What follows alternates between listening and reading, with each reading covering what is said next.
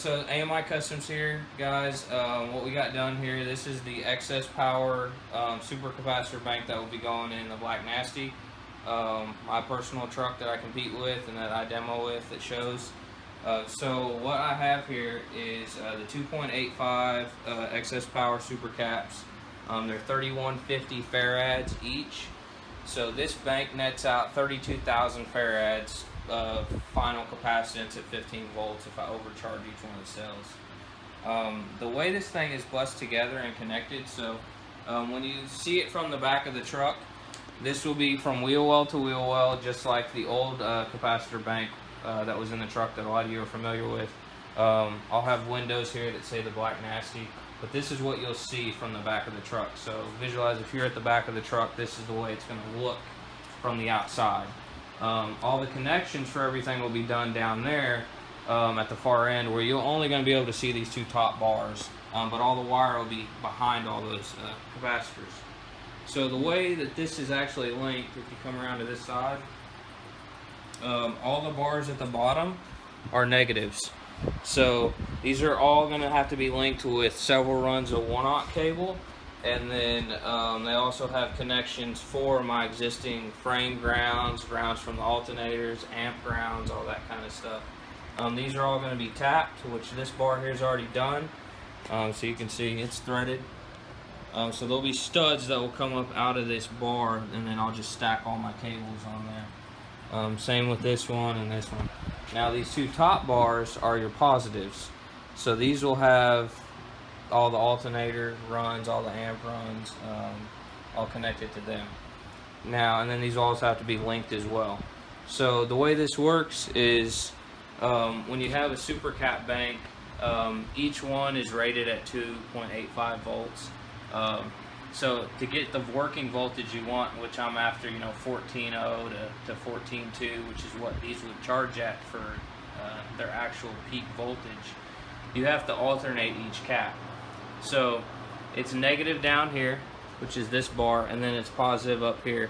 So then when you come to the next cap, it's negative here, positive here, negative here, positive here, negative here, positive here, negative here, positive here. So now we're on the positive bar. So the next bank, we do the opposite. So now it's positive here, negative here, positive here, negative here, so on and so forth till we get to this bar. It's negative again. So then this next bank, you can see the negatives are together. So basically what we're doing is we're paralleling each bank together. It's basically 4 banks of 12 all paralleled together with bus bars. So that gives you your stack voltage that you need, so that way each bank together all runs at the same voltage net. And then we ultimately parallel each bank together with several ones of 1/aught cables. So I'll do enough runs of 1/aught cable between these bars that'll be equivalent to one of these bars.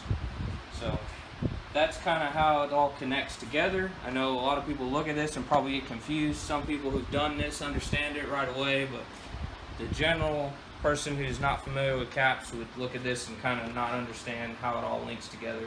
It's actually 4 separate banks that are all parallel together. So think of that as one gigantic capacitor cell, and then you got another one, another one, another one. So that's pretty much how it works. And then the only last thing that I'm going to end up doing, because as I said, when you're standing back looking at the truck, from the outside looking in, all you're going to see is the tops of these bars. You're not really going to be able to see too much of the caps. You'll be able to see the ones that are here, and I'll have these turned to where it'll show the XS logo, but all you're going to see is the windows here, and then that's the only part of the caps you'll see. So what I'm going to do is actually polish all these bars to where they're like a mirror finish. So you can see 2 of them I started sanding, and actually 3 of them I believe here at the top. So if you look at this bar and this bar, these 2 are a lot more flat. They don't have nearly as many scratches in them as, like, say, this bar or this bar. This one over here is even also started to be polished, but these were sanded with 400 grit, and these ones are 220. So, and then we got to step up each one. So all the bars across the top will all be a mirror finish by the time I'm done with it.